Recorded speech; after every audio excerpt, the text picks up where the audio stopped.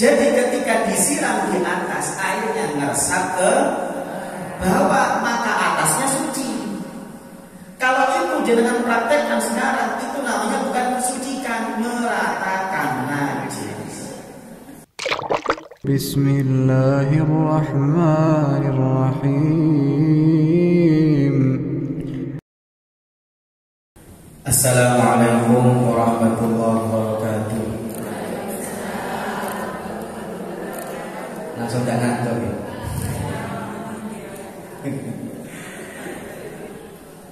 Alhamdulillah alamin, wassalatu wassalamu ala sayyidil mursalin sayyidina Muhammadin wa ala alihi wa sahbihi wa barik wa sallim ajma'in.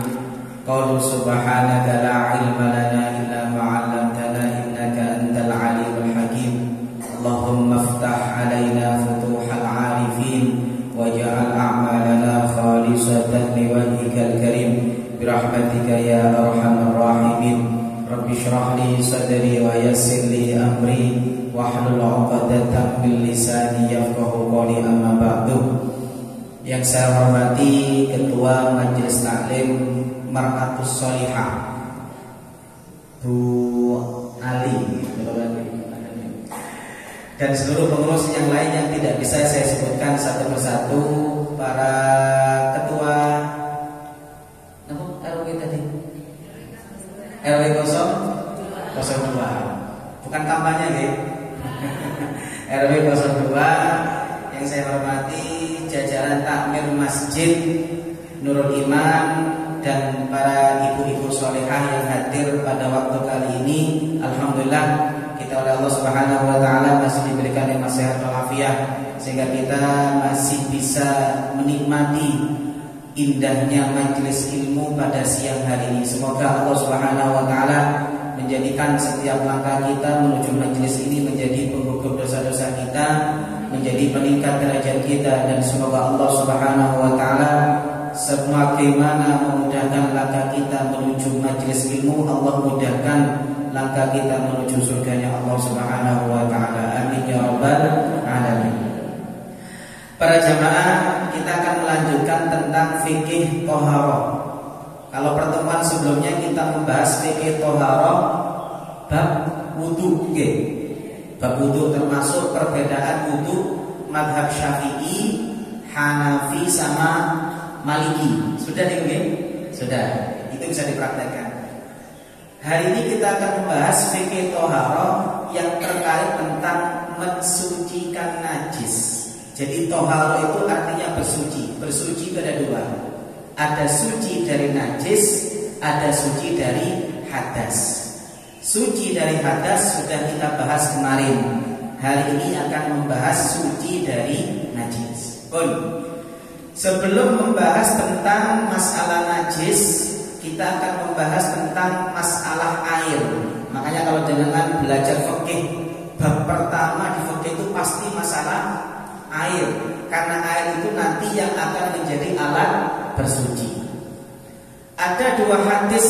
Yang pertama hadis riwayat Ibnu Majah. Rasulullah SAW mengatakan innal ma la yunajjisu syai'un illa ma ghalaba ala rihi wa ta'mi wa launi. Kata Rasulullah SAW, air itu tidak bisa najis kecuali berubah warnanya, baunya, dan rasanya. Jadi hadis ini tidak bicara tentang air sedikit atau banyak. Pokok air itu kata hadis ini itu bisa najis, syaratnya satu, kalau warna, bau, rasanya berubah. Ini hadis pertama. Nanti akan kita lihat perbedaan ulama. Hadis kedua itu riwayat Abu Dawud. Rasulullah mengatakan idza kana al-ma' kullatain.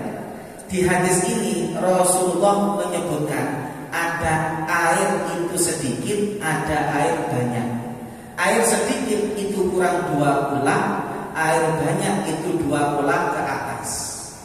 Kata Rasulullah, kalau air itu sudah 2 kulah, maka air ini tidak najis kalau terkena najis.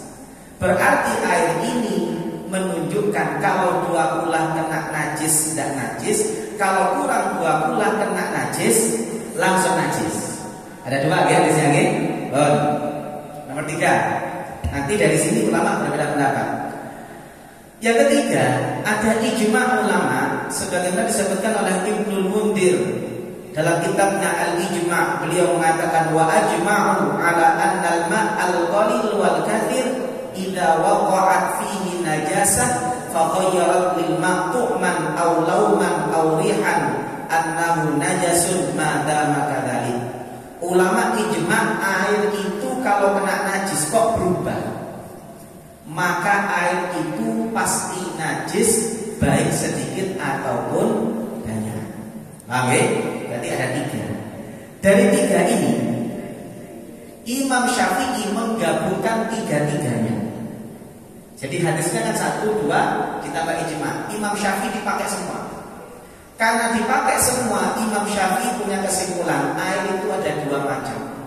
Ada air sedikit kurang 2 bulan, ada air banyak 2 bulan ke atas. Saya ulang lagi, ada air sedikit kurang 2 bulan, ada air banyak 2 bulan ke atas. Kata mazhab Syafi'i, air yang kurang 2 bulan kalau kena najis meskipun sedikit tidak berubah langsung najis. Ini 2 bulan atau kurang? Kurang. Maka kalau kata mazhab Syafi'i, andaikan ada cipratan kencing kok kena ini, najis atau suci? Langsung najis meskipun berubah atau tidak berubah. Paham ya? Jadi kalau ini kemudian diminum tidak boleh karena najis. Contoh kalau ini mungkin ekstrim. Jangan tahu di kamar mandi, bak kamar mandi itu besar atau kecil? Bak kamar mandi itu kecil atau besar? Kecil segini. Itu airnya kurang 2 bulan atau lebih 2 bulan? Kurang 2 bulan. Kurang 2 bulan atau lebih 2 bulan? Kurang 2 bulan. Kalau tempat kencingnya bapak-bapak resiko. Karena banyak bapak-bapak itu kalau kencing berdiri, iprati bantal. Kira-kira air yang ada di toilet umum yang batnya segini, itu kemungkinan besar terciprat air kencing, besar atau enggak? Maka kalau kata mazhab Syafi'i, terciprat air meskipun sedikit tidak berubah, masih jernih, langsung najis, tidak bisa dipakai. Paham ya? Ini mazhab Syafi'i. Yang kedua, kalau airnya banyak, artinya airnya 2 bulan ke atas. Kalau airnya banyak, maka meskipun kena najis, yang penting tidak berubah, maka airnya dianggap suci. Contoh, jangan tahu air kolam renang, airnya sedikit atau banyak? Yang mandi 100. Pertanyaan saya, kira-kira waktu mandi ono sing nguyu apa ndak? Saya ngomong ada kebiasaan dulu. Kira-kira akan renang itu sak nguyunya apa ndak? Pengakuan berarti. Pertanyaan saya, berarti air kolam renang kan banyak. Umpama dari 100 yang renang, yang kencing 20. Loh, mungkin nggak? Mungkin. Yang kencing 2. Berarti air itu terkena. Pertanyaan saya, airnya najis atau suci? Airnya suci karena airnya banyak, lebih 2 bulan. Meskipun kena najis banyak, yang penting tidak berubah, suci. Kecuali setelah kencing orang 100 langsung kuning, makanan. Tapi kalau masih jernih karena airnya banyak, maka kata mazhab Syafi'i tetap suci. Paham? Jadi air sedikit kena najis langsung najis, baik berubah atau tidak berubah. Tapi kalau air banyak kena najis meskipun najisnya banyak, yang penting airnya tidak berubah, maka masih suci. Ini mazhab Syafi'i. Paham ya? Berapa 2 bulan? 2 bulan itu kata ulama kalau kita konversi ke sekarang, pendapat yang paling ringan adalah kalau dalam bentuk kubus itu panjang lebar tinggi 60 cm. Panjang lebar tinggi 60 cm. meter. Berarti total 180. Oke, 60 kali 3. Jadi tergantung nanti Pak Ustaz lebarnya 1 meter, kemudian panjangnya setengah meter, atasnya cuma 40 cm, maka cukup. Yang penting total minimal 180, 60 kali 3. Panjang, lebar, tinggi 60, 60, 60 itu minimum 2 bulan. Makanya dulu masjid-masjid kuno di kampung-kampung itu biasanya dikasih 2 warna.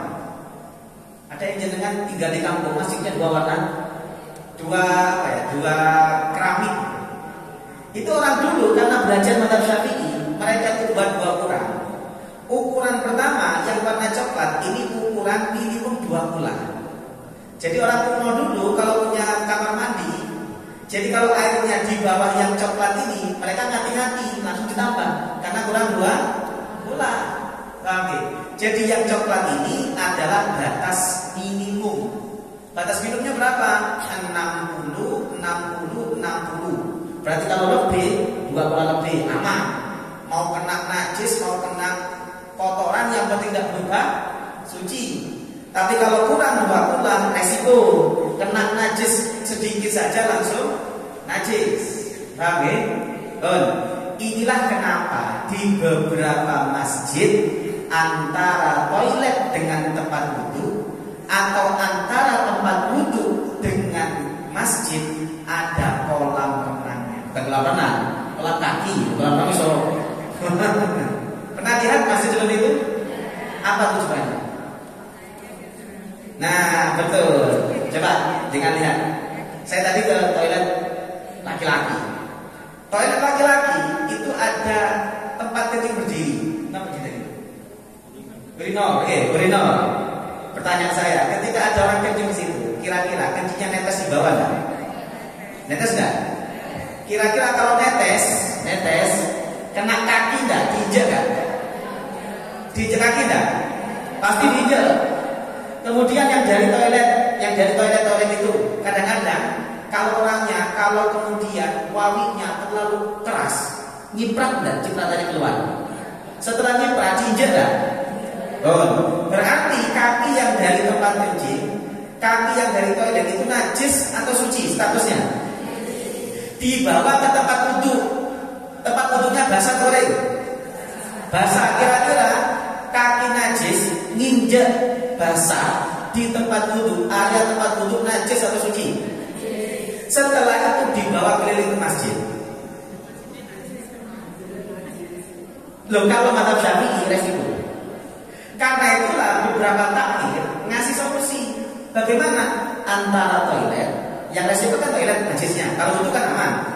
Atau antara wudhu, berarti kan setiap orang dari wudhu pasti ada kolam. Tujuannya apa? Ketika kaki masuk ke kolam, kolamnya kemudian airnya lebih 2 bulan, kemudian kaki diangkat, itu sudah suci. Karena air lebih 2 bulan, yang penting tidak berubah suci. Paham ya? Itulah kenapa beberapa masjid ada yang itu untuk hati-hati karena mengikuti mazhab Syafi'i. Paham ya? Nah, ya itu resan. Tapi ya gitu, kalau ada kolamnya harus sering-sering dibersihkan untuk sampai luteng. Ini 2 kolam. Lanjut. Nomor 2, saya bicara mazhab Syafi'i dulu. Mazhab Syafi'i air sedikit itu ada 2 macam. Ini air sedikit. Air sedikit kata mazhab Syafi'i, kalau ada najis, airnya dialirkan ke najis, najisnya hilang, maka najisnya suci. Beda dengan air sedikit, najisnya dimasukkan ke air, maka langsung najis. Oke, tangan saya najis. Ini air sedikit atau banyak? Saya basuhkan ke tangan saya, najisnya hilang. Tangan saya suci atau najis? Suci. Tapi kalau tangan saya masukkan ke sini, airnya yang najis. Meskipun tangan saya bersih tetap najis.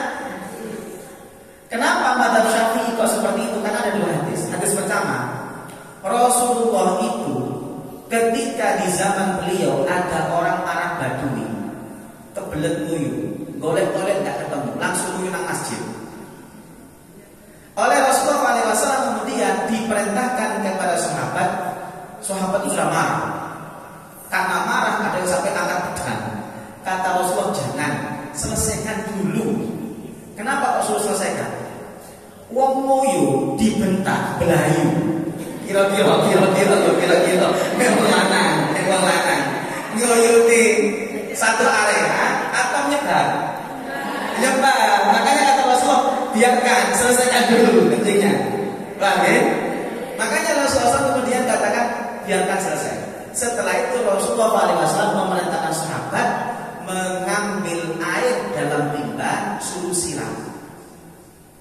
Yang perlu Anda pahami hadis ini, di zaman Rasulullah masjid itu lantainya adalah pasir. Jadi ketika disiram di atas, airnya meresap ke bawah, maka atasnya suci. Kalau itu dengan praktekkan sekarang, itu namanya bukan mensucikan, meratakan najis. Paham ya? Di sini ada anak kecil, jangan ambil timba, disiram. Itu mensucikan atau meratakan? Loh, Ustaz kan hadisnya menyiram. Sampai lihat hadisnya itu di zaman Rasulullah lantainya pasir, disiram dan nyebar turun ke. Kalau ini kan jadi siram, nyebar. Maka nanti akan saya kasih tahu cara mensucikan najis kalau di lantai di tengah. Jangan langsung disiram, omongannya dipel. Paham ya? Sini ada anak kecil, jadi kan jadi pel-pelan. Pel-pelan ini didekek tempat kencing. Najis suci. Dimasukkan ke timba isi air, dikocok-kocok. Gawe ngepel sak masjid. Loh, makanya ilmu tentang ini penting. Karena kalau nggak ngerti, itu bukan mensucikan, malah meratakan najis. Paham ya? Makanya hadis ini kata ulama menunjukkan air sedikit kalau dituangkan ke najis, najisnya hilang suci. Tapi kalau najisnya yang masuk ke air, airnya yang najis. Apa dasarnya? Hadis riwayat Bukhari Muslim. Rasulullah kemudian mengatakan, idastaiqadha ahadukum min naumi. Kalau kalian bangun tidur, jangan masukkan tangan kalian ke wadah yang isinya air sedikit. Kenapa? Fa innahu la yadri aina batat yadu. Karena orang itu kalau tidur dan ngerti tangannya geragai sekendi. Benar apa betul? Di zaman sahabat itu banyak orang yang istinja itu tidak pakai air, pakai batu. Karena pakai batu berarti area tubuh itu bekasnya najis masih ada tidak? Omongan yang panas-panas, ngeringet apa enggak? Ngeringet kan? Loh, umpama orang tidur, namanya orang tidur gak ada ngerti. Sing digaruk, sing endi sing gatel. Iya betul. Karena itulah kata Rasulullah ketika tidur kan ada potensi tangan ini garuk area-area yang ada yang tadi itu kan. Karena itulah potensi tangan najis itu tinggi. Maka kata Rasulullah SAW, kalau kamu bangun tidur, jangan masukkan tanganmu yang punya potensi najis. Karena megang sesuatu yang kemudian area najis, dimasukkan ke air, airnya sedikit. Karena air yang sedikit kalau kena najis, airnya yang najis. Paham ya? Lanjut. Nah, maka hati-hati dengan cara mencuci pakaian. Kalau pakaian saya najis, saya ambil air segini atau ambil air satu timba, saya tuangkan ke pakaian, najisnya hilang, pakaiannya suci atau najis? Karena airnya sedikit ngalir ke najis. Beda dengan jenengan, pakaian najis ono timbo, dilebok nang timbo. Timbanya ada airnya dikucek. Najis atau suci? Najis, airnya najis, pakaiannya juga najis. Paham ya? Lalu bagaimana dengan mesin cuci? Halo? Mesin cuci ada dua. Ada mesin cuci bukan depan, bukan atas. Kadang-kadang mesin cuci bukan atas itu, umpama ini ada mukena jenengan, ada pakaian anak yang kena muntah, ada pakaiannya anak yang kena ompol. dicampur di satu tempat. Masukkan ke mesin cuci. Airnya sedikit, kemudian diputar, diaduk. Kira-kira najis atau suci? Sak klambine sak mutenae najis. Paham ya? Ini kalau mazhab Syafi'i. Yang aman bagaimana Ustaz? Yang aman. Cari tempat pakaian itu ada dua. Ada pakaian najis, ada pakaian kotor. Pakaian jenengan yang dipakai sekarang ini suci atau najis? Kalau dipakai 3 hari, kotor atau bersih? Suci atau najis? Suci tapi tapi kalau pakaian anak yang kena kompor, kena muntah, itu najis atau suci? Pisahkan yang najis dengan yang kotor. Yang kotor masukkan mesin cuci, meskipun airnya buta, suci atau najis? Suci. Paham ya? Meskipun airnya buta suci, tapi harus diminum. Tapi airnya suci. Tapi kemudian pakaian yang kotor, mesin cuci masuk ke mesin cuci, sak jeruk mesin cuci pun najis. Karena airnya sedikit, dikasih najis yang kemudian dimasukkan. Maka bagaimana caranya Ustaz? Yang kotor masuk mesin cuci, yang najis-najis dibilas najisnya sampai hilang. Setelah dibilas najisnya masih kotor, tapi najisnya hilang, baru masukkan mesin cuci, jenengan giling aman. Paham ya? Pun. Kecuali ada mesin cuci yang buka depan, yang bukan atas juga ada. Yang penting mesin cuci yang tipe mesin cuci kering. Jadi ada mesin cuci itu setelah diaduk kemudian langsung keringkan sendiri. Lah mesin cuci yang seperti ini, hasil keputusan Basul Masail mengatakan yang penting diproses air ngalir 2 kali meskipun dicampur suci. Kok bisa Ustaz? Dalam mesin cuci pakaian najis saya masukkan semua, saya pencet, air ngalir kan? Setelah ngalir kemudian diputar. Setelah putar kan airnya dibuang, pakaiannya kering. Ya kering mahal ya. Pertanyaan saya, pakaiannya najis atau suci? Najis. Karena airnya sedikit, kemudian putar kan? Tapi najisnya hilang atau suci? Hilang atau habis? Hilang karena dibuat di air pertama. Ketika mencet air yang kedua, maka air yang kedua itu yang mensucikan. Bilasan kedua. Jadi kalau kita pakai mesin cuci yang ini Pak Syafi'i ini, kalau pakai Syafi'i, nanti saya pakai yang mazhab yang lain yang akan mudah. Tapi kalau yang ingin hati-hati yang ini. Jadi kalau mesin cuci kayak saya di rumah itu pakai mesin cuci yang buka depan yang langsung kering. Itu saya ke PRT tinggal bilang tidak apa-apa masukkan. Yang penting nanti diproses 2 atau 3 kali bilas aman. Jadi yang pertama membersihkan tapi masih suci, bilasan kedua mensucikan. Paham ya? Ini tentang masalah suci. Nah, untuk masalah air yang paling enak itu mazhab Maliki. Dan ini diikuti oleh beberapa ulama mazhab Syafi'i. Kalau mazhab Maliki itu ngambil hadis yang pertama toh. Ini kan hadisnya 2. Kalau Maliki yang diambil cuma yang ini toh. Apa hadisnya? Hadisnya mengatakan air tidak najis kecuali berubah. Maka mazhab Maliki mengatakan pokok banyu tidak berubah. Meskipun sedikit ataupun banyak, kena najis tetap suci. Air ini umpama kena cipratan kencing, tapi airnya masih jernih, baunya tidak berubah, warnanya tidak berubah, rasanya tidak berubah. Maka mazhab Maliki mengatakan suci. Diminum boleh, dijadikan wudhu boleh, buat mensucikan najis juga boleh. Paham ya? Makanya saya biasanya kalau ke toilet umum, rata-rata toilet umum itu yang namanya baknya kecil, apalagi di bawah. Saya pernah nemu toilet umum itu toiletnya tinggi segini, baknya itu di bawahnya toilet. Pernah nemu nggak? Banyak, bukan pernah, banyak. Atau minimal sejajar dengan toilet. Itu kira-kira kalau jangan naik ke atas toilet, wangi di atas, nyiprat enggak? Nyiprat.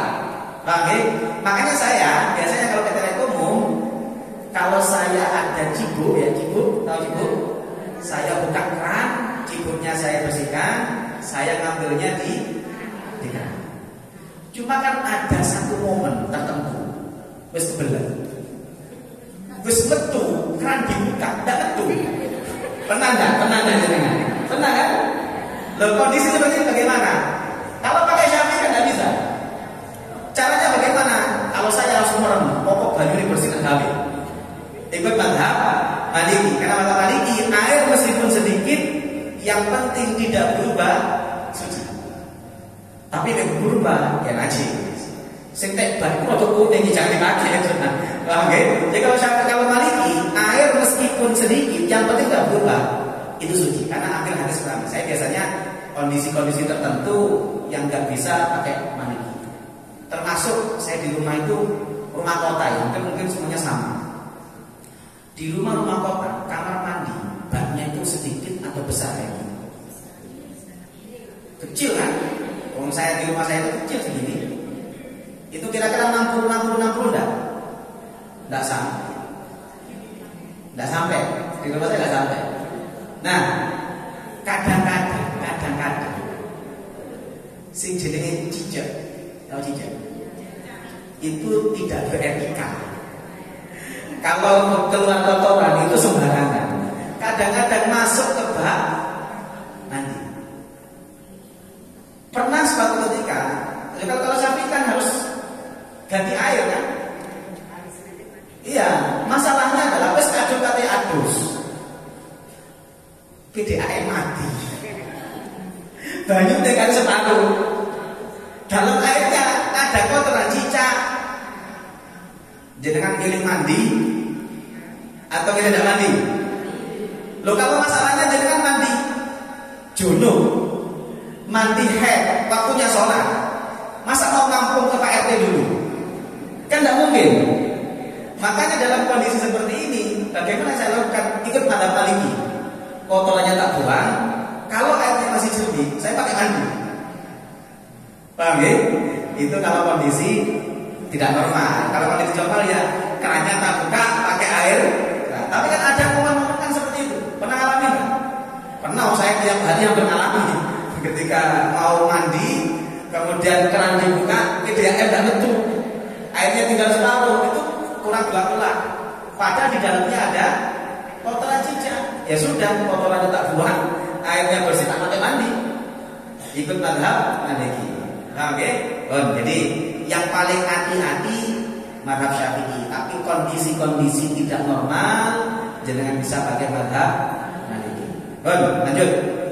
Nah, cara mensucikan najis. Najis itu secara global ada dua. Ada najis ainiyah, ada najis hukmiyah. Ada najis yang bendanya masih ada. Ada najis yang bendanya hilang tapi belum disucikan. Kalau ada anak kencing di tengah, kencingnya masih ada, ini namanya apa? Ainiyah. Ada anak kencing di depan, sudah 3 hari, kencing ini kena angin, kena matahari, kencingnya hilang. Tidak ada baunya, rasanya, warnanya hilang, tapi belum disucikan. Suci atau najis? Najis, tapi namanya najis hukmiyah. Hukumnya masih najis karena belum disucikan, tapi bendanya sudah hilang. Paham ya? Najis ainiyah, cara mensucikannya harus sampai hilang bendanya. Sifatnya, warnanya hilang, baunya hilang, rasanya hilang. Kalau najis hukmiyah, yang penting disiram sudah suci. Makanya tadi, kalau di sini ada kencing, kencingnya masih ada, jangan siram. Air yang digunakan nyiram kena kencing itu najis. Tapi kalau jenengan di depan, najisnya hilang, tapi belum disucikan, disiram saja. Air yang digunakan siram itu suci. Itu bedanya. Paham ya?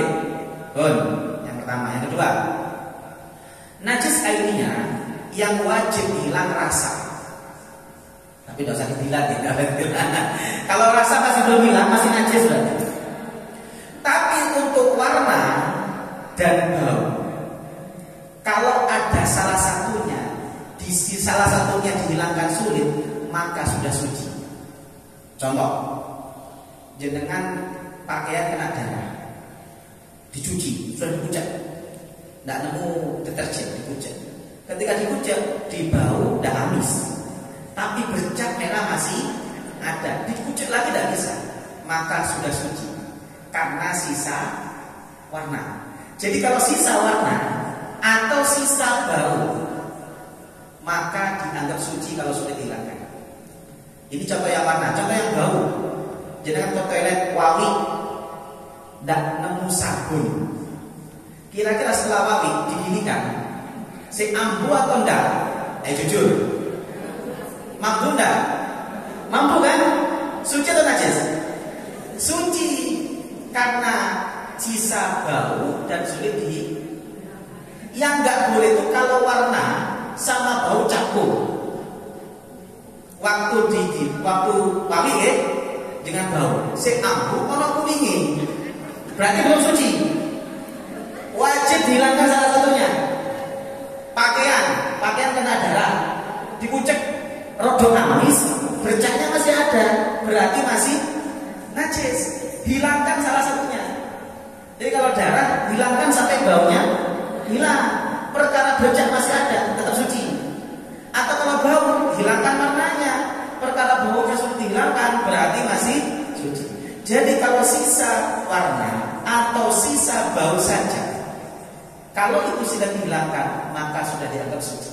Tapi kalau campur warna dengan bau, berarti belum suci. Oke? Lanjut. Nah, hati-hati, ini ada saya katakan. Ini kalau jenengan najis itu, jenengan siram, itu namanya meratakan. Apalagi pakai pel-pelan. Ini najis, jadi pel-pelannya dilebokno nang najis. Setelah itu dikucek di bak. Gawe ngepel sak rumah, gawe ngepel sak masjid. Oke, caranya bagaimana Ustaz? Dijadikan najis hukmiyah dulu. Nanti saya tunjukkan videonya, ini contoh ya. Ini ada kotoran, ada muntah, ada kemudian ompol. Bagaimana cara mensucinya? Jangan langsung siram. Ambil gombal, ambil bak, yang ada najisnya jangan bersihkan sampai bersih, sampai baunya tidak ada, rasanya tidak ada, warnanya tidak ada. Nah, yang gombal ini hati-hati, kalau netesnya najis. Makanya ambil bak, dekatkan, diambil kalau di bak, tangan jenengan najis. Ini kalau sudah tidak ada baunya, rasanya, warnanya, jangan tinggal cuci tangan, disiram sudah suci. Air yang digunakan nyiram itu suci. Paham ya? Karena sudah najis. Kalau saya biasanya pakai semprotan. Tapi semprotan ada dua, ada semprotan yang spray, ada yang semprotan. Saya punya semprotan tuh, kalau saya semprotkan basah, tapi tidak ngalir. Tapi ada semprotan, ketika saya semprotkan sekali saja itu langsung ngalir airnya. Lah semprotan yang kedua itu bisa mensucikan. Saya biasanya kalau di rumah ada anak muntah gitu ya, saya ambil gombal, saya bersihkan. Setelah saya bersihkan, untuk memastikan bau rasa tidak ada, saya ambil tisu basah, saya lap semuanya area itu deh, saya lap, kemudian saya taruh dan saya biarkan kering. Setelah saya biarkan kering, saya ambil semprotan yang tadi itu, semprotan yang ces, airnya langsung nyemprot banyak, ngalir. Saya semprotkan rata. Setelah itu ambil gombal kering, sudah saya keringkan, gombalnya suci, airnya suci. Paham ya? Ini cara mensucikan najis dengan air. Mazhab Syafi'i, air itu ada 4. Ada air suci mensucikan, tidak makruh. Ada suci mensucikan tapi makruh. Ada suci tapi tidak bisa mensucikan. Ini najis atau suci? Suci kan? Wudu pakai ini boleh enggak? Bersihkan najis pakai ini? Tidak boleh. Ini namanya suci tapi tidak bisa mensucikan. Paham ya? Jangan wudu. Air tetesan wudu itu najis atau suci? Suci. Tapi kalau air tetesan wudu jenengan wadahi, sudah tidak bisa untuk mensucikan. Namanya suci tidak bisa mensucikan. Nanti akan saya jelaskan. Ada air najis, jadi ada air suci mensucikan tidak makruh, suci mensucikan tapi makruh digunakan, suci tapi tidak bisa mensucikan. Ada air najis. Lanjut. Air suci mensucikan itu namanya air mutlak. Air mutlak itu ya air biasa ya, seperti ini namanya air mutlak yang tidak berubah. Beda dengan air kelapa. Air kelapa itu buat wudhu boleh apa enggak? Enggak boleh. Buat nyuci najis karena bukan air mutlak, air soda, air mawar, air teh, air gula itu bukan air. Nah, air mutlak itu ada air yang turun dari langit, air hujan. Jadi umpama jenengan junub gitu ya, ada orang junub, ada orang haid, suci. Udah deres, udah-udahan. Itu kalau diniati mandi besar sudah suci. Pulang enggak usah mandi lagi. Umpama mandi lagi. Kenapa? Air hujan itu suci mensucikan. Paham ya? Kemudian lelehan salju, lelehan es termasuk tetesan embun dan tetesan embun asin. Jadi air asin itu, dia kan embun kan, keluar air. Andai kan air itu jernih diwadahi, itu suci mensucikan. Ada yang sumber dari bumi, mata air sumur, air sungai, air laut. Air laut itu kata Rasulullah SAW, huwa tahuru ma'u wal hillu maitatuh. Laut itu kata Rasulullah SAW air yang airnya suci, bangkainya halal bisa dimakan. Semua bangkai hewan laut yang murni hidup di laut, tidak di darat, itu bisa dimakan kecuali satu, bangkai kapal. Tidak bisa dimakan. Lanjut, ada air yang memancar dari jari Nabi dan sebagainya. Termasuk uap air. Lanjut. Nah, kalau mazhab Syafi'i itu air harus air mutlak. Jadi mazhab Syafi'i itu beliau mengatakan harus air, selain air tidak bisa. Nanti saya jelaskan bedanya dengan Hanafi. Lanjut. Ada air suci mensucikan tapi makruh digunakan. Apa itu? Air musammas, air yang panas karena sinar matahari langsung. Itu bisa digunakan wudhu, tapi kalau kena badan itu makruh. Kenapa? Karena khawatir menimbulkan penyakit. Syarat air musammas makruh, satu, terkena langsung panas matahari. Kalau jenengan Ustaz, saya siang-siang itu kalau mandi itu agak hangat, agak panas, boleh apa enggak? Lihat dulu tandonnya. Tandon jenengan tertutup atau terbuka? Kalau tertutup tidak masalah. Jadi yang syarat air musammas itu makruh kalau sinar matahari kena air langsung. Nah, kalau sekarang kan tandon-tandon kan pakai penutup semua, jadi aman. Kemudian digunakan saat airnya panas. Kalau sudah dingin tidak digunakan oleh orang hidup. Kemudian wadahnya dari besi tembaga. Kemudian kalau dari kalau sekarang kebanyakan dari plastik itu tidak makruh, aman. Kemudian digunakan daerah panas, di Indonesia tidak masuk. Jadi kalau di kita masih aman. Nah, beberapa air yang makruh, air yang sangat panas yang sekiranya bikin kulit kemudian lepuh itu makruh meskipun boleh. Air sangat dingin setelah kemudian sakit, kemudian kena air dingin langsung sakit itu makruh. Air dari sumur orang gosap itu juga makruh. Ustaz, boleh tidak sholat pakai mukenanya orang tidak izin? Sholatnya sah atau tidak? Sah, tapi tidak dapat pahala. Sama dengan orang wudhu JP banyune wong, wudhunya sah atau tidak? Sah. Paham ya? Ini yang kemudian suci mensucikan tapi makruh.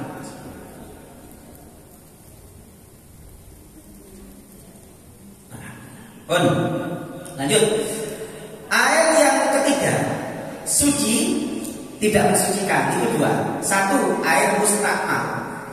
Air mustakmal itu adalah air yang pernah digunakan untuk mensucikan hadas atau menghilangkan najis. Contoh, tadi ini tangan saya kena najis, tapi najisnya sudah hilang. Saya siram. Air yang saya gunakan siram, suci atau najis? Suci, karena najisnya hilang, najis hukumnya kan? Jadi air yang saya gunakan untuk mensucikan ini kalau tidak berubah suci, maka andaikan di wadah gelas ini suci, diminum boleh. Tapi kalau dijadikan untuk mensucikan tidak bisa. Itu namanya mustahil. Termasuk air yang bekas wudhu. Tetesan air wudhu ini kalau kena di babaknya sedikit, kalau sekiranya berubah maka tidak bisa dipakai. Paham ya? Makanya kalau mazhab Syafi'i, kalau bak mandinya kecil, itu kalau bisa pakai cibuk ketika wudhu agak menjauh dari bak kamar mandi. Ini air mustamal. Air mustamal ini hanya berlaku dalam mazhab Syafi'i. Mazhab Maliki tidak berlaku. Yang paling enak masalah air itu mazhab Maliki, pokok tidak berubah, bisa dipakai. Oke, makanya jangan kalau ragu-ragu. Bagi orang yang was-was, saya anjurkan ikut mazhab Maliki. Saya kasih yang paling ringan, tapi jangan dipraktekkan ya, kecuali terpaksa. Ini kalau untuk orang was-was cocok. Suci dari najis itu menurut mazhab Maliki itu sunnah tidak wajib. Dan dengan sholat mukenahnya najis itu mazhab Maliki sah. Makanya saya kalau kadang-kadang ada orang was-was ya. Orang was-was itu kan repot obatnya. Iya kan? Was-was itu masya Allah, pada was-was itu melakukan cincing-cincing gitu, takut kena najis.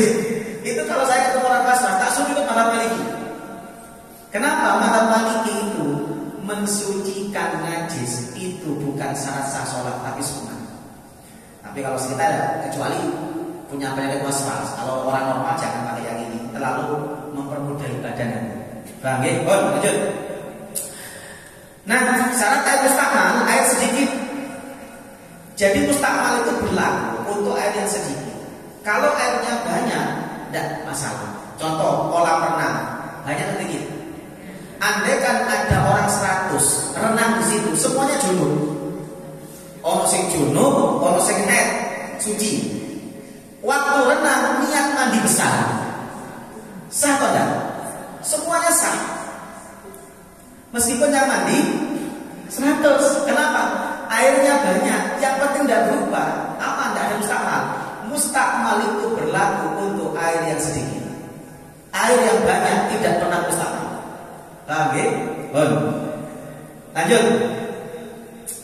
Yang kedua, ada air suci tidak bisa mensucikan. Yang kedua adalah air yang tercampur benda suci. Contoh, ini air suci atau najis? Bisa untuk wudhu, bisa untuk mensucikan najis. Tapi kalau saya campur dengan teh, teh itu suci atau najis? Suci. Saya campur dengan teh menjadi air teh, bisa untuk wudhu? Tidak bisa. Kenapa? Karena airnya berubah karena tercampur benda suci. Air dicampur gula sampai manis, bisa untuk wudhu? Tidak bisa. Air dicampur parfum, tidak berubah tapi baunya wangi, bisa untuk mandi? Tidak bisa. Contoh lagi air wimbo. Paham ya? Wimbo, tahu wimbo? Betul kan wimbo? Bahasa Indonesia nggak? Kalau orang Jawa wimbo, daun yang pahit itu biasanya untuk gatal-gatal jamu.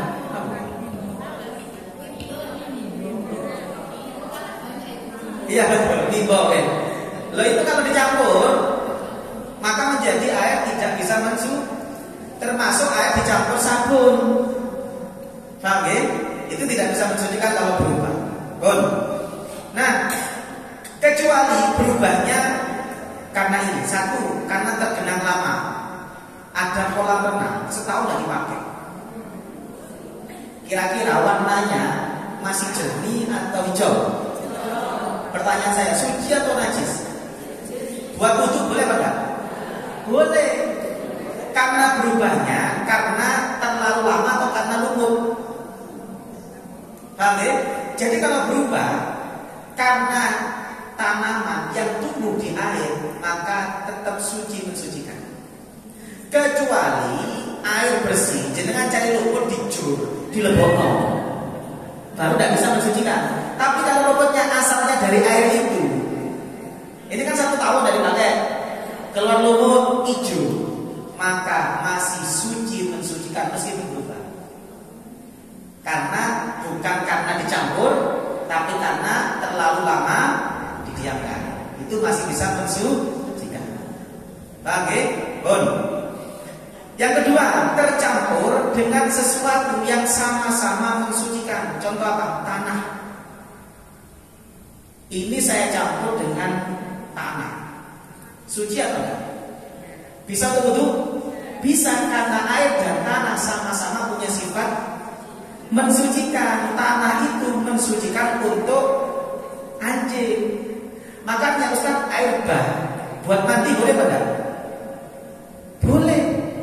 Umpama jenengan junub mau air bah nyilem, suci, mek gelem. Mek gelem, nah ini masalahnya kan boleh atau enggak kan? Gelem kan masalah lain kan? Paham ya? Jadi makanya kalau umpama Ustaz, itu kemarin ada kotoran Ustaz, ada orang kencing, kemudian ada banjir bah, sudah suci. Paham ya?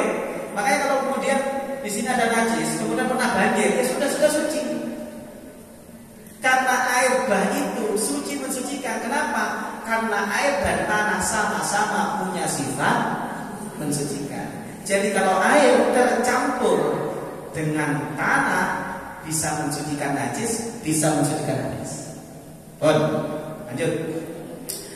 Berubah karena sesuatu yang ada di tempatnya. Pernah mandi air panas di Mojokerto? Pernah ya? Kalau yang pernah, kira-kira pemandian air panas itu masih bau belerang? Masih. Boleh nggak mandi junub di situ? Boleh, karena belerangnya jadi tempat asalnya air. Beda dengan ada air, tuku belerang, dicampur nggak boleh. Tapi kalau belerangnya memang asalnya tempat air, atau ada air kemudian ngalir di tempat yang ada kapurnya, ketika kita pakai kan masih ada bau kapurnya. Contoh lagi, pernah nggak jenengan mandi airnya bau besi? Pernah? Boleh nggak? Karena itu jadi tempat lalu lintasnya air. Paham ya? Lanjut. Yang kedua, yang selanjutnya, tercampur dengan sesuatu yang asalnya dari air. Apa? Garam.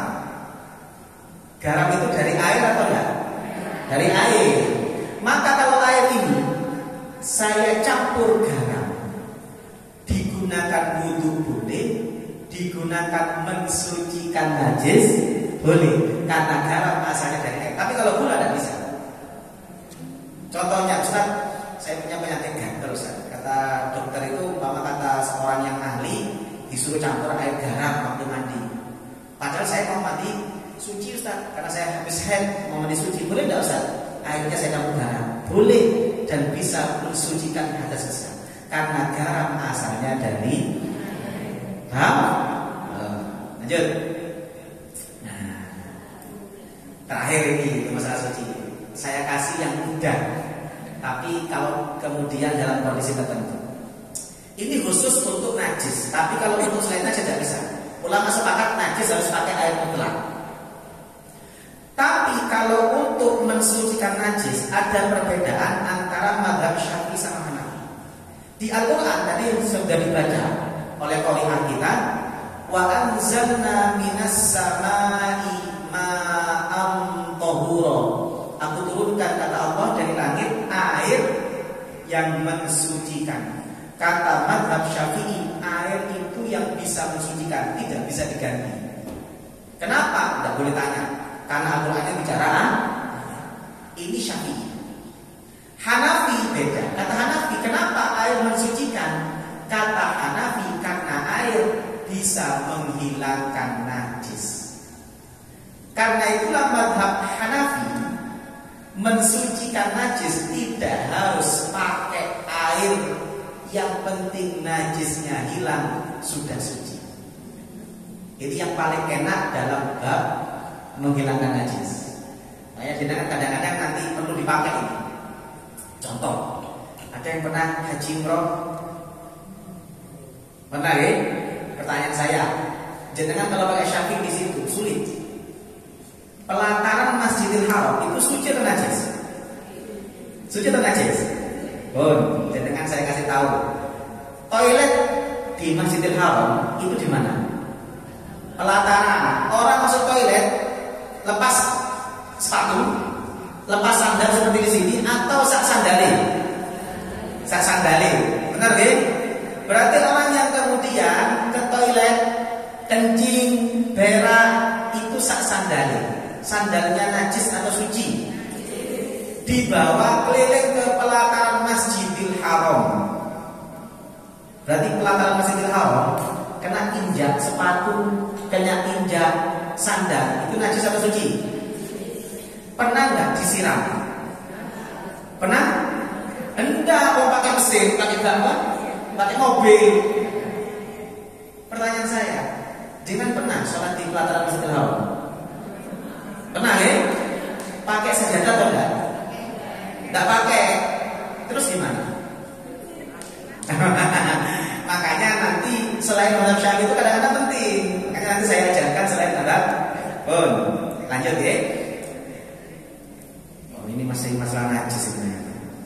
Sudah tadi. Nah, sedikit sebelum bahas itu.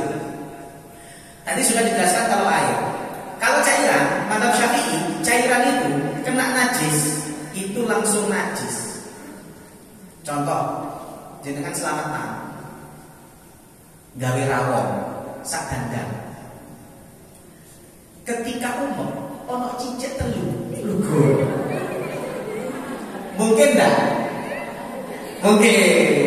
Kira-kira cicit umur, apa ore?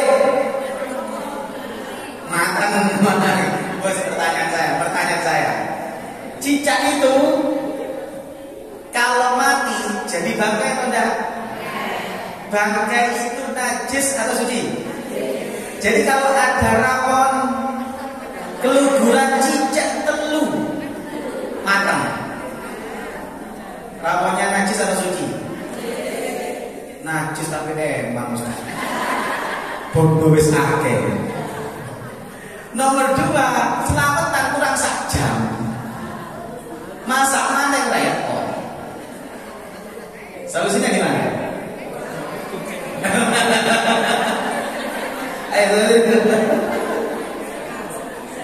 Ini penting, kadang-kadang kita pakai sehari-hari dulu. Saya kasih tahu. Ini kan kita belum bicara benda najis. Benda najis itu banyak. Kapan-kapan kalau benda najis. Nah, di antara benda najis itu ada hewan yang tidak punya darah mengalir.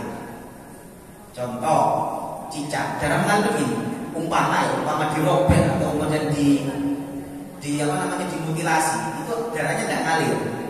Itu namanya hewan tidak punya darah mengalir. Contoh cicak, kecoa. Paham ya? Ada darah yang mengalir kayak tikus, ulo. Untuk hewan yang darahnya tidak mengalir, ada ulama yang mengatakan hukumnya suci. Jadi aman ya. Si penting tombolnya memang tidak keruh. Tinggal cicitnya di luar, aman. Pokoknya cerita. Terus sampai waktu kenangan pengumuman, ibu-ibu mohon maaf. Cerita cicitnya sampai di luar.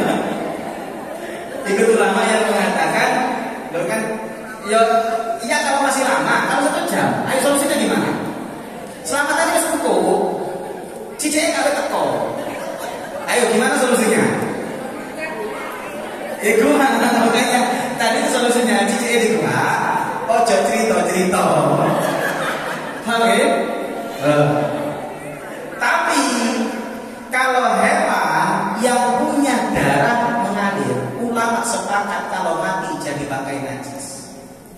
Jadi mek sing lugur cicak cendil. Loh, mungkin enggak? Mungkin enggak? Cendil, maka tidak ada solusi, wajib dibuang. Meskipun tidak cerita tetap tidak boleh. Paham ya? Jadi nek sing teko sing logo kecoa sing aman dibuang, karena kecoa tidak punya darah mengalir. Itu ulama yang mengatakan suci. Tapi nek sing logo wis cendil tidak ada solusi, dibuang. Paham ya? Oh. Lanjut. Takut ada yang nanti kejadian seperti itu. Bisa nanti nggak cerita sama. Tapi cendil nggak boleh. Nggak cerita itu tetap najis. Lanjut. Nah, madzhab Maliki. Kita bicara madzhab Maliki. Solusi. Madzhab Maliki, karena madzhab Maliki yang penting najis itu hilang, tidak harus pakai air. Karena itulah alat mensucikan dalam madzhab Maliki tidak harus air. Ada 10. 1. Kata madzhab Maliki, segala bentuk cairan andaikan diperas bisa, maka bisa untuk mensucikan najis. Air mawar, cairan atau air? Cairan. Andaikan diperas bisa untuk mensucikan najis, tapi tidak boleh wudu. Kalau wudu harus yang ini. Air kelapa boleh mensucikan najis. Air cuka boleh, air sirup boleh, air jus boleh, air teh boleh, bahkan keringat itu boleh. Maka sampai yang ngumpul keringat, ngomong berjajar oleh sakit bom. Tapi untuk wudu tidak boleh, untuk wudu tidak. Tapi kalau ada najis disiram pakai air keringat suci. Madzhab Maliki. Termasuk madzhab Maliki mengatakan yang bisa mensucikan air liur. Loh, jangan dibayangkan belati. Jangan bayangkannya lagi itu, enggak. Contoh begini. Ini kalau dalam madzhab Hanafi, ngapunten agak sedikit jorok. Ada ibu-ibu payudaranya najis, kena muntah teman.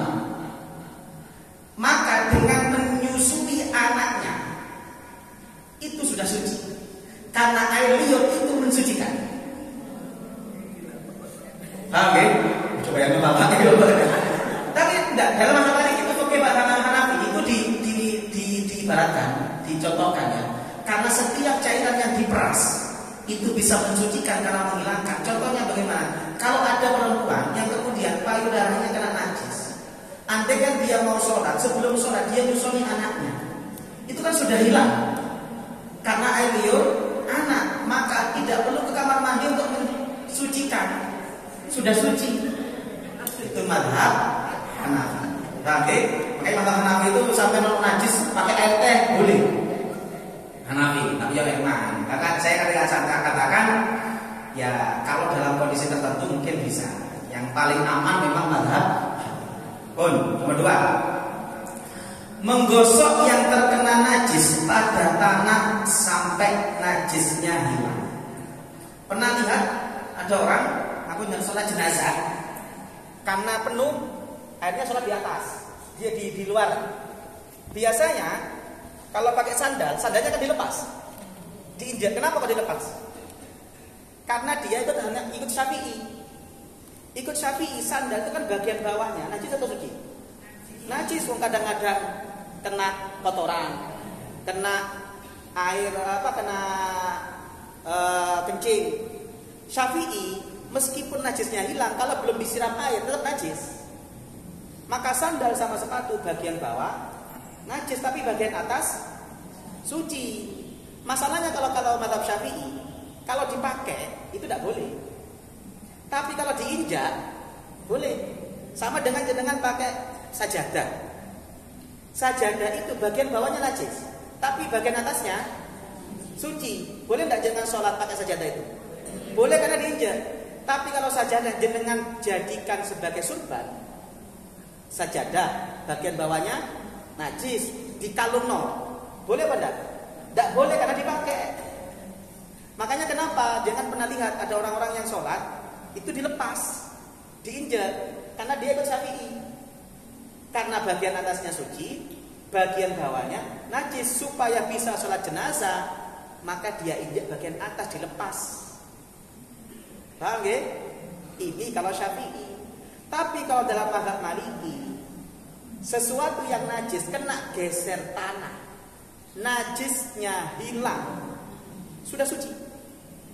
Saya pakai sandal, pakai sepatu, ngijak kotoran, saya pakai jalan. Kira-kira setelah 1 kilometer hilang nggak najisnya? Hilang. Maka kalau ikut Hanafi, kalau sholat jenazah nggak usah dilepas, dipakai. Paham ya? Nah, contoh yang paling banyak untuk ibu-ibu. Ada di sini sering pakai pakaian sing nyapu dalan.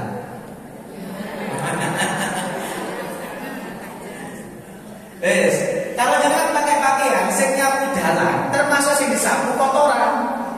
Ya Bang? Terus setelah itu jangan pakai sholat. Boleh Bang? Kalau Syafi'i tidak boleh, wajib dibasuh dulu. Tapi kalau pakai Hanafi boleh. Yang penting setelah nyapu kotoran, nyapu tanah, akhirnya kotorannya hilang dengan tanah. Kalau Hanafi sudah suci. Paham ya? Bawa aja. Ada yang punya HP? Kalau HP ini kena najis, kena muntah anak, kena ompel anak, cara mensucikannya bagaimana? Sebaiknya kau siram. Kalau Syafi'i wajib di kata ngomong siram kok abrote. Apa ini larang Ustaz? Disikat kemana disikat? Lo kalau Syafi'i wajib dibasuh. Kenapa? Karena Syafi'i mensucikan itu harus mengalirkan najis. Paham ya? Mensucikan itu harus mengalirkan najis. Makanya orang sakit disibini. Sibinan itu mensucikan atau membersihkan? Membersihkan. Bisa meratakan, bukan mensucikan, karena tidak membasuh air. Loh Ustaz, bagaimana cara mensucikan orang yang sibinan? Jangan sibin tidak apa-apa, sibin. Tapi ingat sibin itu mensuci, bukan mensucikan, membersihkan. Dengan disibini, najisnya akan hilang. Setelah disibini, carikan semprotan yang kayak tadi, disemprot, sudah suci. Paham ya? Nah, ini kalau pakai Syafi'i, maka harus dialirkan. Masalahnya kalau dialirkan air, kan waktu ekmatan habis ini.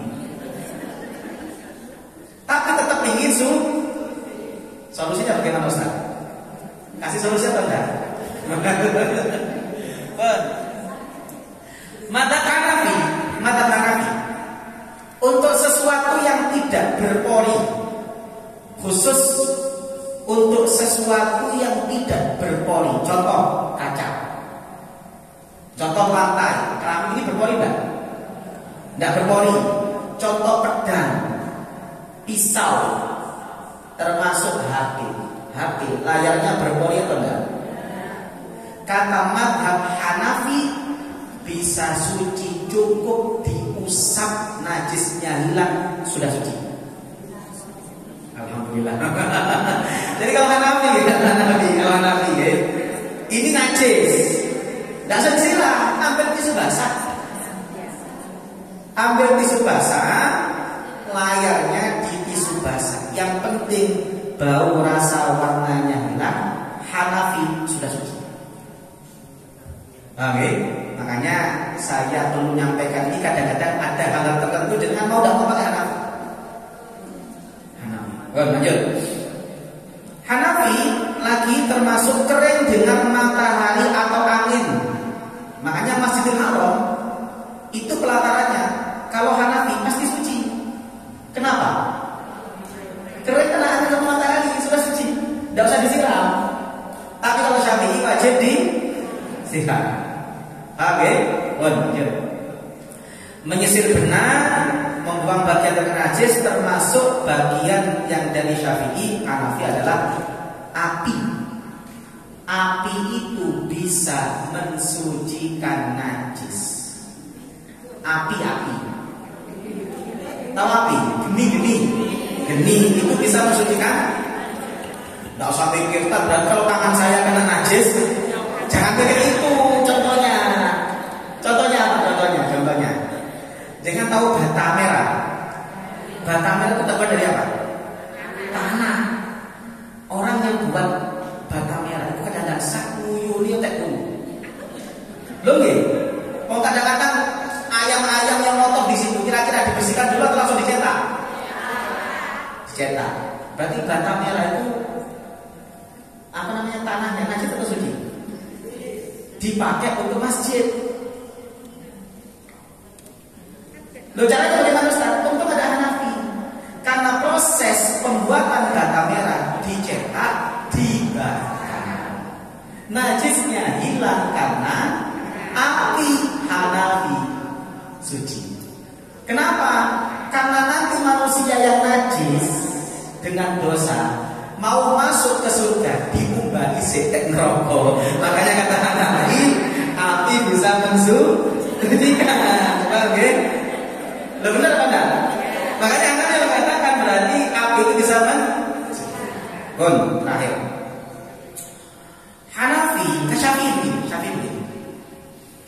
Najis kalau dibakar maka asapnya najis. Saya ulang lagi, najis dibakar asapnya najis. Tapi kalau uapnya tidak. Makanya begini Ustaz, biosolar yang terbuat dari kotoran sapi itu boleh apa enggak? Dilihat dulu. Kalau yang dimaksud biosolar kotorannya dicetak, dibakar, maka najis kalau sapi. Kenapa? Asap dari pembakaran najis itu najis. Tapi kalau yang dimaksud biosolar ada tangki isinya kotoran sapi sing anget-anget. Kan harus anget kan? Dilebono. Kan kemudian mengeluarkan uap. Uapnya yang kemudian dibakar itu suci. Paham ya? Karena kalau uap itu suci, buktinya suci apa? Kentut. Loh iya kan? Suci atau najis? Ayo uji, kentut suci atau najis? Suci karena apa? Bukan proses pembakaran. Iya benar? Makanya kalau kata Syafi'i, kalau dibakar asapnya najis, tapi kalau uapnya suci. Jadi kalau jenengan daerah saya itu kan saya di Citralen, itu ada namanya Jiwok. Jiwok itu mulai sing teko babi guling, sate babi, dan turunannya itu banyak. Lo kalau jenengan lewat sore-sore, ada orang bakar sate babi, pakaian jenengan basah, kena asapnya najis. Paham ya? Tapi kalau menurut madhab Hanafi, sesuatu najis kalau berubah bentuk maka menjadi suci.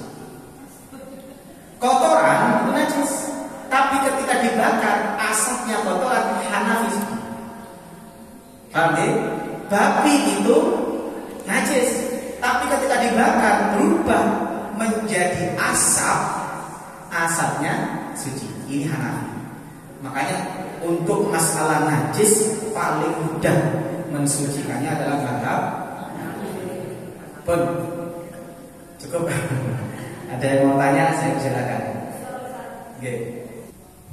Assalamualaikum warahmatullahi wabarakatuh. Ustaz, kalau dalam perjalanan itu membutuhkan waktu yang lama, tidak memungkinkan untuk turun, sehingga salah satu contohnya adalah kereta api.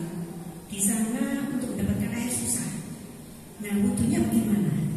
Padahal masih ada air, yaitu yang di dalam air minum contohnya. Apakah air minum itu bisa dipakai untuk wudu? Lalu bagaimana dengan wudu kalau misalnya dibasuh dengan handuk? Terima kasih, Ustaz. Pertama, orang yang di pesawat, di kereta itu boleh tayamum enggak? Boleh tayamum?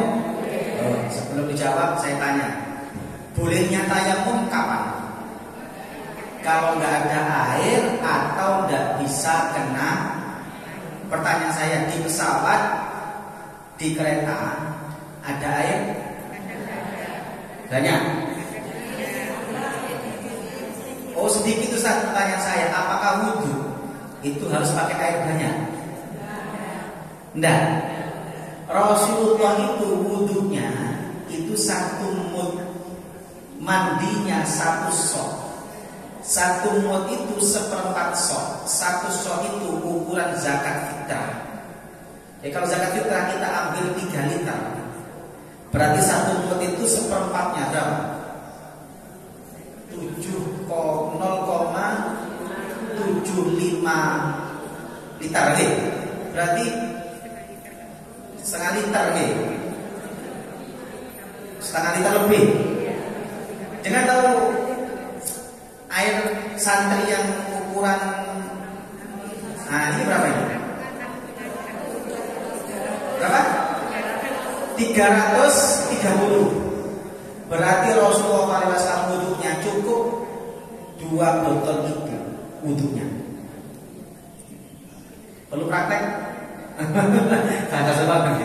Jadi wudhu itu harus banyak. Air Rasulullah itu di hadis sahih, wudhunya itu cuma segitu, Pak.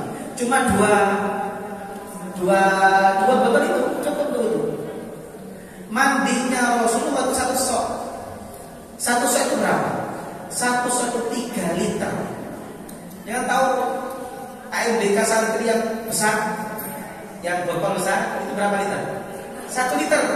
Berarti mandinya Rasulullah cukup 3 botol.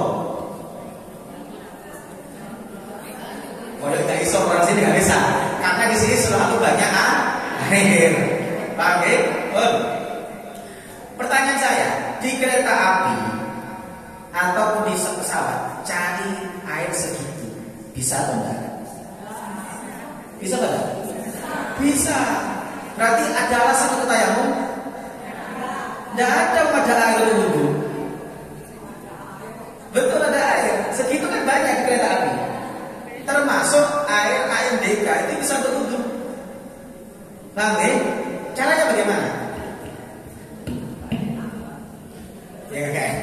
Kan masalahnya dalam kondisi tertentu kan masalahnya wudhu kan ada enak tapi sah atau tidak?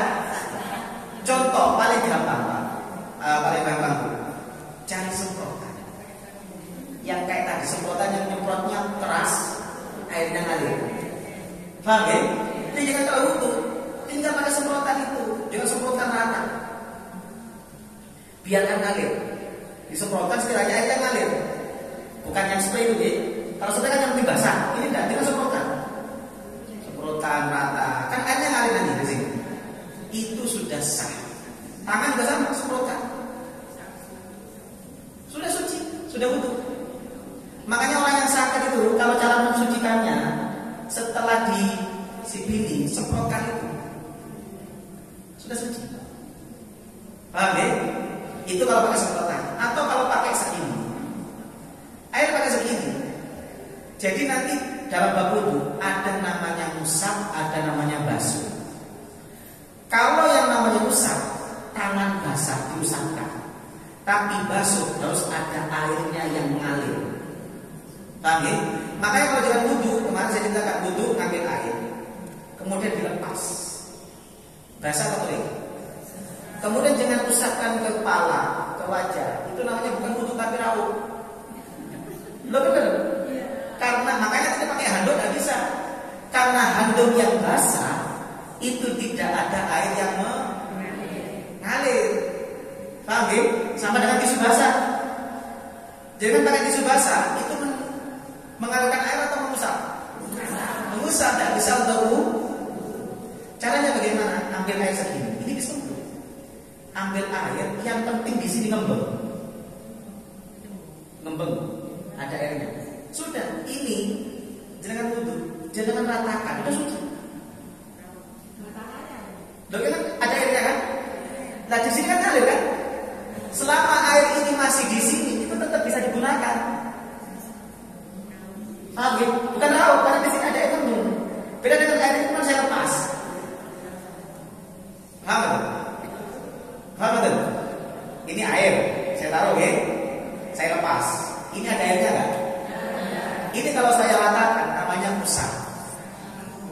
Tahu. Tapi kalau di sini ada air.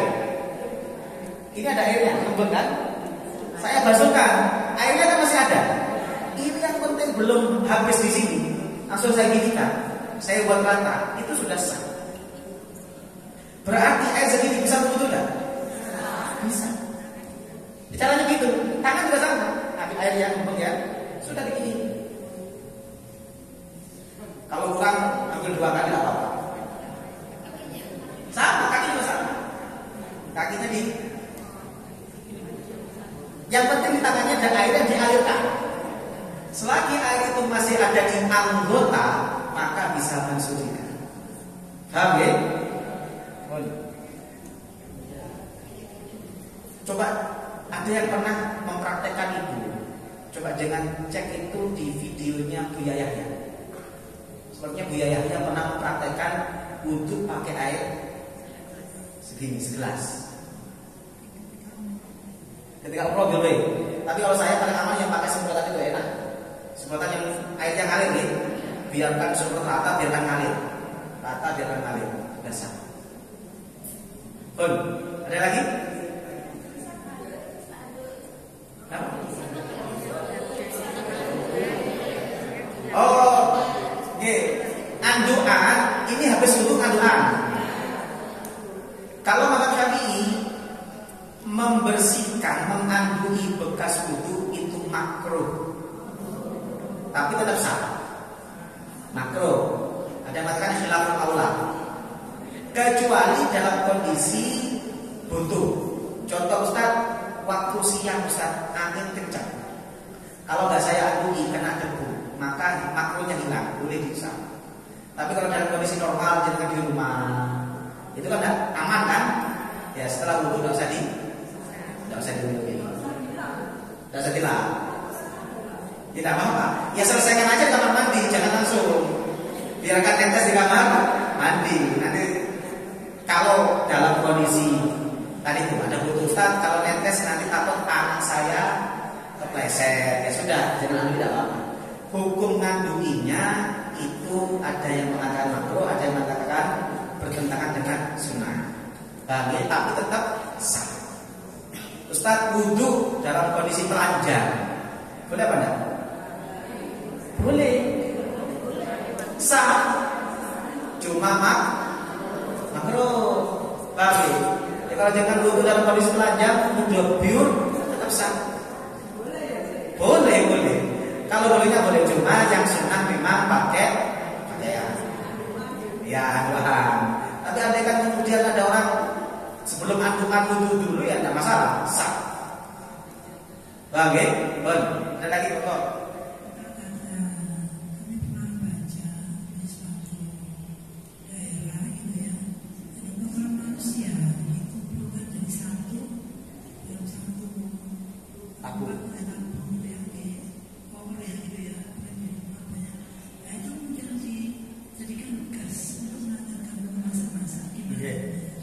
Kalau gasnya aman, yang penting jangan kotorannya yang dibakar. Oke? Jadi kalau Syafi'i, gas itu suci, tapi asap itu najis. Jadi Syafi'i itu ada namanya asap, ada namanya gas. Apa bedanya? Asap itu adalah sesuatu yang dihasilkan dari pembakaran najis. Itu namanya asap, itu najis. Ya, meskipun bau nggak apa-apa. Bau aja Pak asapnya habis itu, yang pertama itu bau, gas keluar bau. Kalau saya lihat itu bukan apa namanya, bukan asap tapi gas. Namanya gas itu pasti bau. Contoh gas yang bau apa? Kentut jenengan. Kentut jenengan itu bau apa enggak? Suci atau najis? Suci atau najis? Suci. Meskipun banget kalau tetap suci kentut itu. Karena gas. Paham ya?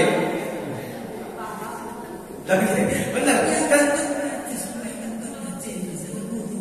Kalau bukan kentut itu suci tapi wajib wudu. Tapi kentutnya suci. Loh kalau kentut najis bahaya. Jangan waktu kentut pakaiannya basah. Wajib ganti apa enggak? Enggak wajib ganti wong gas. Paham ya? Terus banget kok yang tetap suci kalau kentut. Karena itu bukan proses pembakaran api. Paham ya? Belum. Ada lagi? Tapi kalau Hanafi jangankan itu. Andai kan dibakar pun kalau Hanafi asapnya suci. Tapi kalau bisa ya pakai yang Syafi'i, hati-hati itu Syafi'i. Yang dalam masalah najis, mazhab yang paling hati-hati Syafi'i. Oke, ada lagi? Terima kasih saya. Oke. Terima kasih Ustaz. Assalamualaikum warahmatullahi wabarakatuh. Saya pertanyaan sangat simpel sekali tadi yang pernah kami dengar tentang itu apa namanya air liur. Kami benar-benar kalau rasanya setahu tak nyaman gitu melepaskan itu. Nah, apalagi kalau di tempat program lain gitu ya, kami butuh sekali sesuatu yang supaya bau dan apa itu menjadi hilang gitu. Contohnya seperti gimana Ustaz supaya kamu bisa menyikapi itu dengan baik itu tentang air liur itu. Terima kasih. Assalamualaikum warahmatullahi wabarakatuh. Nah, nanti ada pembahasan ini agak panjang ya. Kita belum bahas tentang benda najis. Benda najis itu ada yang disepakati, ada ulama yang berbeda pendapat. Contoh yang disepakati babi. Itu pun kalau mati, kalau masih hidup, ulama madzhab Maliki mengatakan suci. Anjing itu madzhab Maliki suci. Jadi kalau jenengan kena air liur anjing, kalau madzhab Maliki tidak wajib dibasuh. Nah, insyaallah kapan-kapan kita akan bahas terkait air liur. Air liur di sini nanti ada air liur. Nah, air liur ini ulama sepakat muntah yang berasal dari perut itu najis karena sudah diproses. Paham ya? Pertanyaan sekarang adalah bagaimana dengan air liur? Pertanyaannya begini, air liur itu berasal dari perut atau dari kepala? Ya, kalau berasal dari perut berarti kan sama dengan muntah. Tapi kalau dari kepala berarti kan sama dengan darah, sama dengan air ludah. Nah, dulu ulama itu kemudian membuat rumusan sebelum Imam Nawawi. Apa rumusannya? Delok turuni mek dukuran weteng. Maka kata ulama dulu berarti kemungkinan dari perut. Kalau orang tidur itu ya, wetengnya gede, lemu, tidak pakai bantal. Itu kata ulama dulu itu dianggap dari perut, maka najis. Paham ya? Tapi kalau posisi kepala itu lebih tinggi dibandingkan perut, maka kemungkinan dari ini dulu. Imam Nawawi punya pemikiran cerdas. Imam Nawawi, pengarang kitab Al-Majmu', ulama yang sangat terkenal. Beliau karena ini urusan anatomi manusia, beliau langsung tanya ke dokter. Maka Imam Nawawi kemudian mengatakan, saya langsung tanya kepada dokter-dokter yang terpercaya. Tidak ada dokter yang mengatakan air liur itu yang normal, tidak ada yang dari perut. Karena itulah Imam Nawawi dengan tegas mengatakan, menurut saya pendapat yang saya pilih, air liur itu suci, baik bau ataupun tidak bau. Paham ya? Saya pribadi lebih cenderung ikut Imam Nawawi. Nah, air liur itu ya harus dari biasa dengan mudah. Maka kalau jenengan umpama tidur gitu ya, bantalnya terbentuk peta. Bantalnya terbentuk peta. Ya sudah, kalau umpama jenengan waktu tidur ada yang basah rambutnya tetap suci. Ada anak tidur di masjid membentuk peta, lagi ya suci. Ini pendapat yang saya ambil. Ini pendapat Imam Nawawi, air liur itu sama dengan ludah, tidak dari perut. Makanya beliau mengatakan betul. Kapan-kapan soal lebih detail ketika kita membahas benda-benda suci. Ada lagi pertanyaan? Oke, monggo.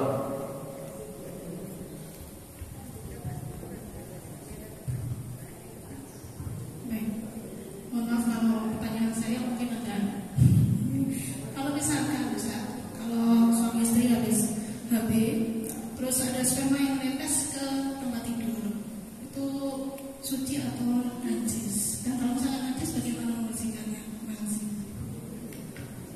Nah ini juga nanti di benda-benda najis ini agak jorok apa tuh? Cairan itu ada 3 yang keluar dari kepala. Ada mani, ada madhi, ada wadi. Paham ya? Ada mani, ada wadi, ada madhi. Yang agak mirip nanti mani dan madhi. Ini agak mirip. Kata ulama, ciri mani 3. Kalau salah satunya tidak ada, berarti bukan mani. Cirinya salah satu. Apa itu? 1, keluarnya muncrat. Kedua, kalaupun tidak muncrat, diiringi rasa nyaman. Nomor 3, kalaupun tidak tahu yang kedua, dilihat dari baunya. Ketika kering, baunya seperti amisnya putih telur, maka ini mani. Kalau salah satu ciri tidak ada, berarti bukan mani. Kemungkinan besar mati. Apa bedanya? Mani suci wajib mandi besar. Saya ulangi lagi, mani suci tapi wajib mandi besar. Tapi mandi sama wadi najis cuma wajib wudhu, tidak sampai mandi besar. Yang agak mirip itu mandi, karena sama-sama biasanya keluar ketika ada syahwat. Bedanya kalau mandi tidak sampai yang tadi. Contoh mandi apa? Mandi biasanya kamu agak jorok, tapi perlu dijelaskan. Ketika orang pemanasan, ketika hubungan intim, pasti ada keluar cairan. Paham ya? Baik yang laki-laki maupun perempuan, itu namanya mandi. Mandi, pakai dal. Mandi, pakai dal. Nah, cairan yang keluar ketika pemanasan, itu namanya mandi, itu najis. Karena najis, kalau kena sarung, najis. Makanya sarung yang dipakai, pakaian dipakai hubungan intim itu tidak boleh pakai untuk sholat. Kenapa? Bukan masalah mandinya, bukan. Mandinya. Dan kalau pemanasan pasti keluar. Paham ya? Itu najis. Tapi tidak wajib mandi. Jadi umpama ada seorang suami istri, punten saya jelaskan, berhubungan intim waktu pemanasan sudah basah, berarti kan mandi. Mau intinya anaknya tani, nggak jadi, maka tidak wajib mandi, tapi najis. Tapi kalau sudah masuk meskipun tidak keluar mandi, tetap wajib mandi, bukan karena keluar mandinya, tapi karena berhubungan intimnya. Paham ya? Ini namanya mandi. Kalau laki-laki juga sama, kadang-kadang sahabat memuncak, merorok keluar cairan, itu mandi, bukan mandi. Ada yang wadi. Wadi ini biasanya laki-laki. Laki-laki biasanya kalau mengangkat beban berat, keluar cairan keruh atau putih, itu namanya wadi.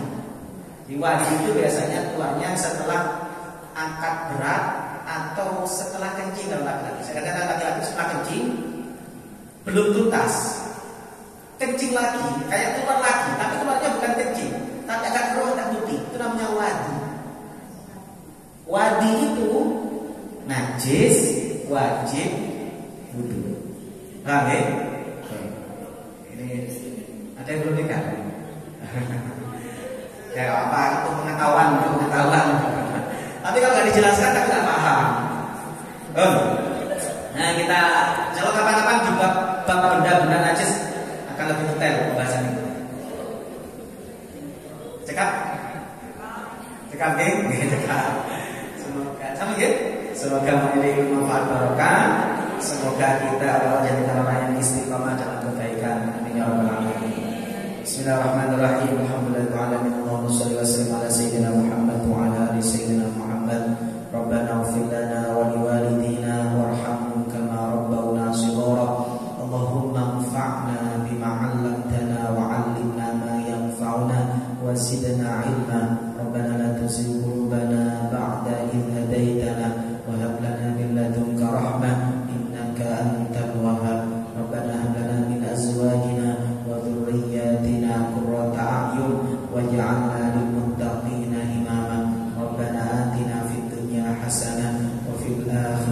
hasanah wa qina adzabannar. Wa sallallahu ala sayyidina Muhammad wa ala alihi washabbihi wasallam. Subhana rabbika rabbil izzati amma yasifun wa salamun alal mursalin walhamdulillahi rabbil alamin. Ini yang bisa saya sampaikan, kurang lebihnya saya mohon maaf. Subhanakallahumma bihamdika asyhadu an la ilaha illa anta astaghfiruka wa atubu ilaik. Wassalamualaikum warahmatullahi wabarakatuh.